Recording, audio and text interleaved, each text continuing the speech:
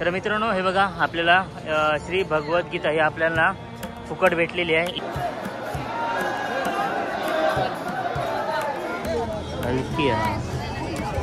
समोर इथे सोडलं जाते सर्वांना दर्शनासाठी। तो ओपन मध्ये चुकून सुद्धा तुम्ही ठेवू नका। हे बघा हे कोण पण कुठून पण घेऊन जाऊ शकता, आपल्याकडे मोबाईल वगैरे असतो त्याच्यामुळे। हे बघा अशा नंबरचं ना कुपन दिलं जातं आणि ते आपल्याला असा बोर्ड दिसतो बघा, श्रीराम जन्मभूमी तीर्थक्षेत्र। आपण आता प्रसाद खाऊया।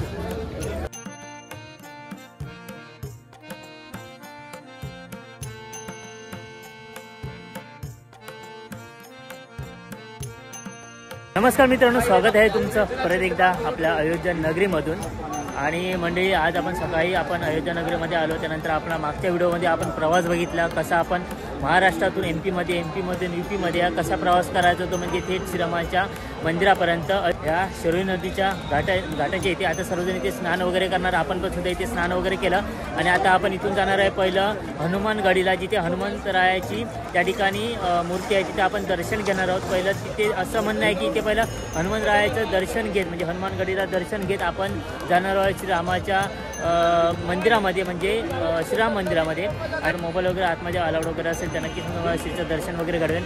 आणि व्हिडिओ तुम्हाला आवडलाच नाही की व्हिडिओ लाईक करा, शेअर करा, कमेंट करा आणि चॅनल ते मित्रांनो नवीन असेल तर सबस्क्राईब करा। तर मंदिर आहे थेट श्रीच्या दर्शनाला। आणि मित्रांनो हे आहे शरयू घाट आणि ते सर्वजण बघा स्नान करतात। इथून स्नान झाल्यानंतर आपण श्रीच्या दर्शनासाठी जाणार आहोत आणि ते सर्वजण स्नान करून ही श्रीच्या दर्शनासाठी सुद्धा जाणार आहेत। हे बघा आणि ते जास्त पाणी नाही, इथे कमरेपर्यंतच पाणी आहे, त्यामुळे जास्त खोल वगैरे नाही। ह्या साईडला हे बघा असे ना घाट भरपूर आहेत। हा आहे 16 नंबरचा घाट आहे, असे स्टेप बाय स्टेप 17 नंबर ते 18 नंबर असे घाट आहेत। हे बघा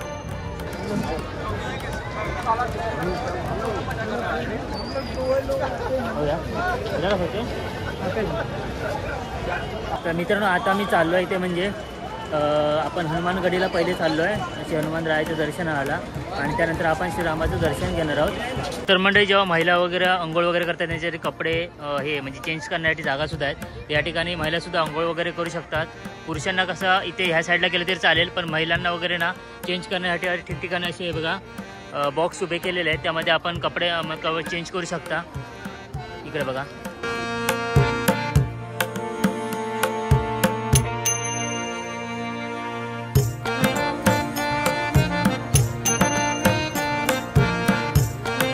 जवळच इथे बघा आपल्याला बोर्ड दिसेल की आपल्याला मोफत जेवण वगैरे आपल्याला भेटून जाईल इथून। तर आता आपण आतमध्ये जाऊया बघूया कुठून भेटतंय ते।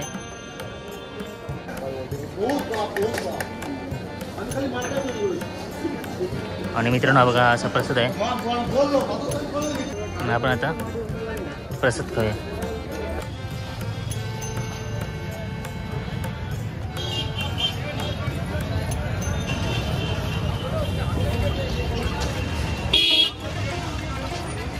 पहिला श्रीचं दर्शन घेऊया, त्यानंतर आपण श्रीराम मंदिरमध्ये जाणार आहोत। तर मित्रांनो हे बघा आपल्याला श्री भगवद्गीता ही आपल्याला फुकट भेटलेली आहे। म्हणजे आता आपण हनुमानगडी जो बोर्ड लावलेला बॅनर बघा त्या गेटने आता आपण आतमध्ये आलोय आणि आता आपण सरळ जाणार पहिलं श्री हनुमान मंदिर याचं भेट घेणार आहोत, दर्शन घेणार आहोत आणि त्यानंतर आपण जाणार श्री रामाचं दर्शन घेण्यासाठी म्हणजे राम मंदिरमध्ये। तर मित्रांनो इथे आपण विचार चाललो आहे, कारण या ठिकाणी मी पण नवीन आहे आणि इकडे बघा एकसारख्या बिल्डिंग आहे आणि एकसारखा कलर आणि इकडे बघा दोन्ही साईडला डिझाईन बघा का सुंदर असा हा मंदिराचा इकडचा परिसर आहे। तर म्हणजे आता आपण चाललो होते म्हणजे मारुतीरायाचं दर्शन घेण्यासाठी श्री हनुमानगडीला आणि इकडे दुकानं आणि हॉटेल्स बघा इथली सेम एकसारखी आहेत, कलर बघा आणि डिझाईन बघा आणि ते भाविकांची गर्दीच आहे।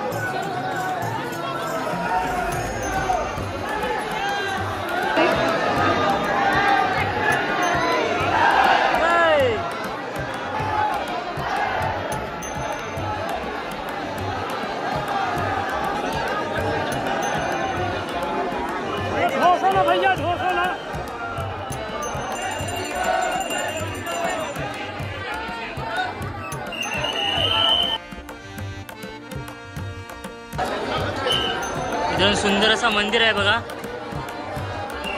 आणि त्याचबरोबर इथे भाविकांची भरपूर सारी गर्दी आहे, रांगाच रांग लागला ते बघा.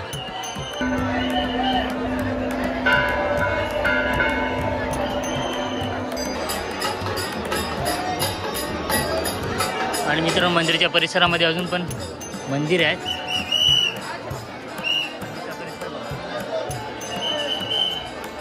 मित्रांनो आपल्याला आता दर्शन वगैरे घेऊन झालंय आणि त्याचबरोबर आता बघूया पुढे भरपूर सारी गर्दी आहे तिकडे दर्शनासाठी. आणि आपण आता श्री राम मंदिरामध्ये आपण दर्शन घेण्यासाठी चाललो आहे.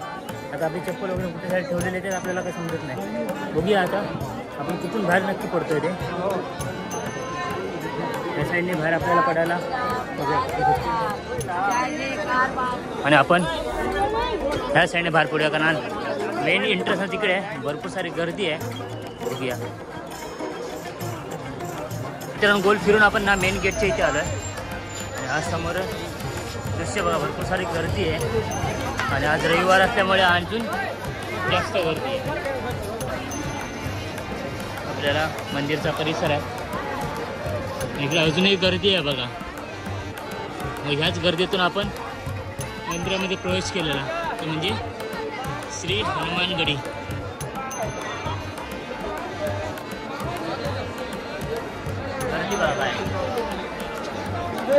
मित्रांनो आता ना श्री हनुमानगडी म्हणजे श्री मारुतीरायाचं दर्शन झालेलं आहे आणि आता आपण चाललो आहे म्हणजे श्रीराम मंदिरामध्ये दर्शन घेण्यासाठी.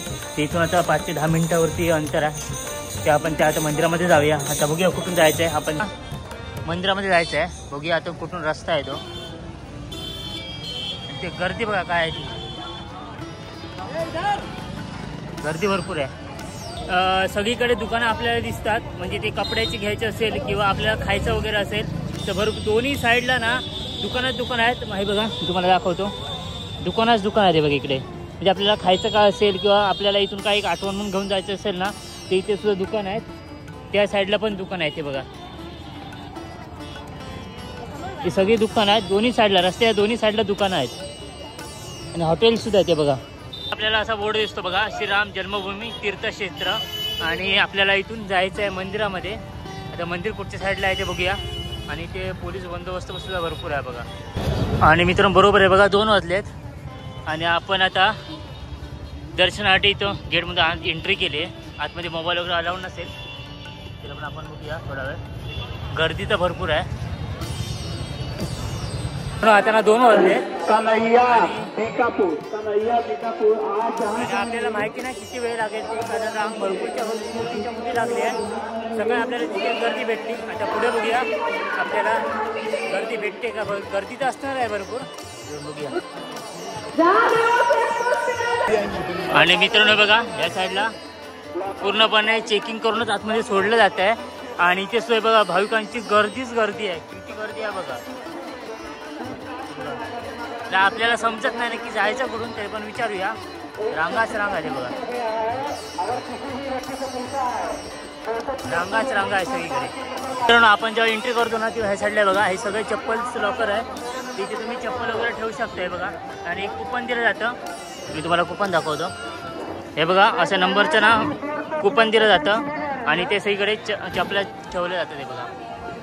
आणि आता मंदिर कुठे आहे ते बघूया.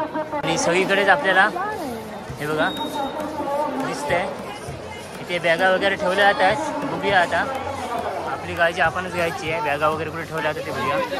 गर्दी भरपूर आहे, बघूया.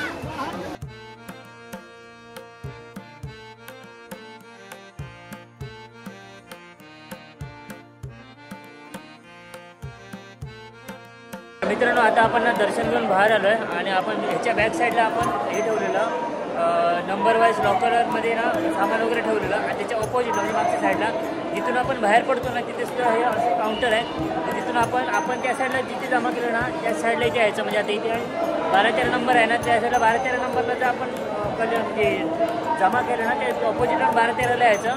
आपण जर चुकून जर 1 नंबरला तिकडे गेलो ना लॉकर सुविधा आहे म्हणून तर ते उलटं सुलटं होणार. म्हणून आपला समोरचा नंबर आहे ना तर बघून ठेवायचा.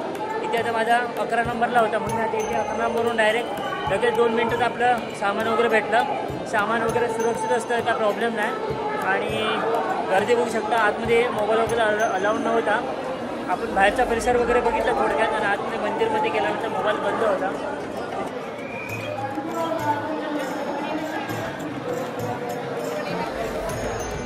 आणि मित्रांनो, जर तुम्हाला लगेज वगैरे ठेवायचं असेल ना, तर इथे सेफ्टी लॉकरमध्ये ठेवायचे बघा या साईडला. कारण कसं माहिती आहे, इथे जर आपण ओपनमध्ये ठेवलं ना, तर कोणी उचलून कोणी कोणाचं पण घेऊन जाऊ शकते बघा. असं ओपन आहे, कोणी पण कुठे पण घुसतं आहे बघा. मग त्यांना प्रॉब्लेम येऊ शकतो. त्यासाठी समोर आपल्याला सेफ्टीसाठी तुम्हाला दाखवलं ना, ते तुम्ही ठेवू शकता. हे ओपनमध्ये आहे, तो ओपनमध्ये चुकूनसुद्धा तुम्ही ठेवू नका. हे बघा, हे कोण पण कुठून पण घेऊन जाऊ शकता. आपल्याकडे मोबाईल वगैरे असतो त्याच्यामुळे. हां, चप्पल वगैरे आपण ठेवू शकतो इथे.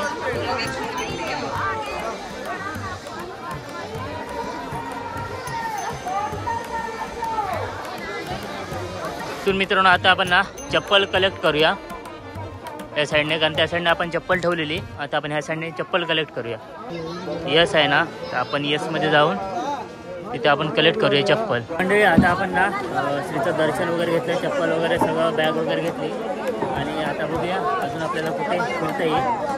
त्याच्यानंतर आपला पुढचा प्रवास का असेल, कारण मी इथे अचानक आलो, त्याच्यामुळे मी काहीच म्हणजे असं प्लॅनिंग नव्हता. तरी पण आपण आधी बाहेर जाऊया, आणि बाहेर गेल्यानंतर आपण बघूया अजून या मंदिराच्या परिसरामध्ये अजून काय आपल्याला बघता येईल.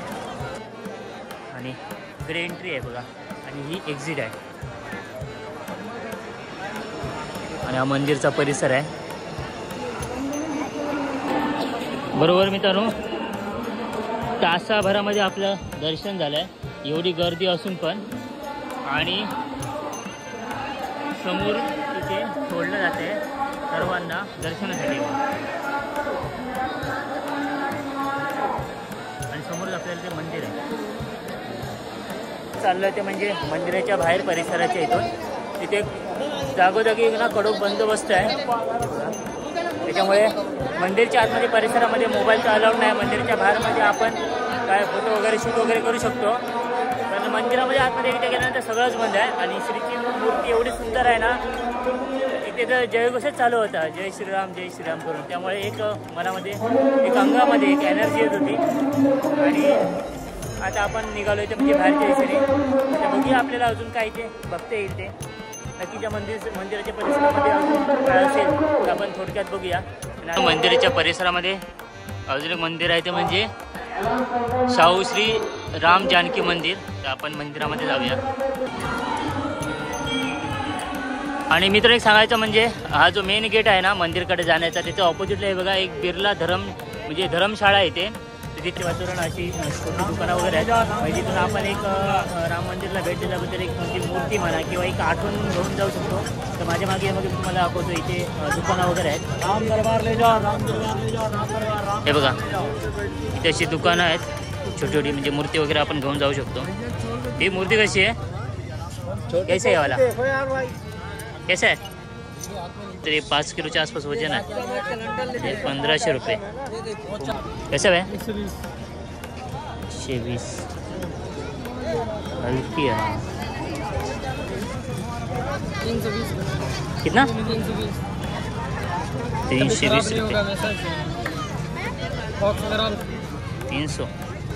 300 रुपये आहे बघा. थोडं नाजूक आहे. या आपल्या ट्रॅव्हलिंगला घेऊन जायचं म्हणजे जपून यायला पाहिजे. बड़ी चिक्की यार, नहीं बता दे कैसे भाई? हाँ, और ये वाला काय 80.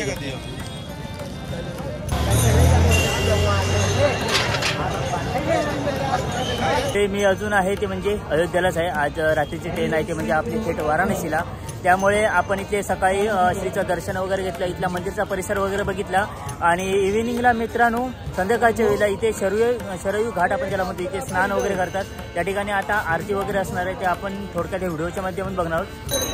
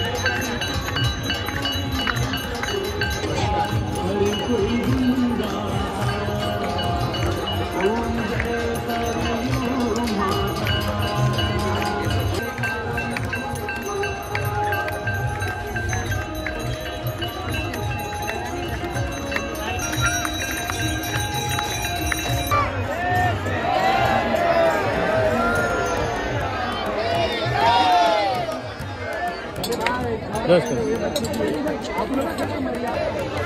इकडे सुद्धा कलश असतात जी पूजा केली जातात. हे बघा ह्या साईडला पण आहे, इथे गुरुजी आहेत, इथे पण त्या साईडला पण आहे. मित्रांनो प्रसाद भेटला. आपण आता परत आलो ते म्हणजे सरोई घाटच्या इथे. तिकडे बघा झगमगून गेली आहे, सगळीकडे लायटिंग वगैरे केलेली आहे, बस शार्प वगैरे मारण्यात आलेले आहेत. इथे बघा सर्वांची एकच गर्दी आहे इथे बघण्यासाठी.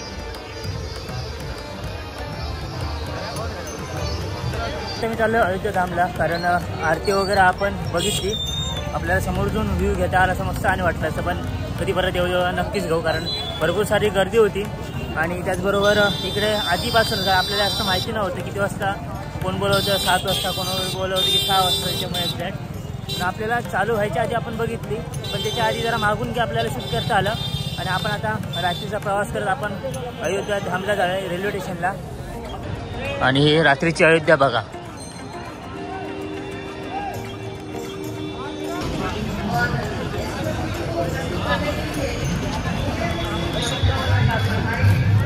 आणि ही आहे सगळी अयोध्या नगरी रात्रीची.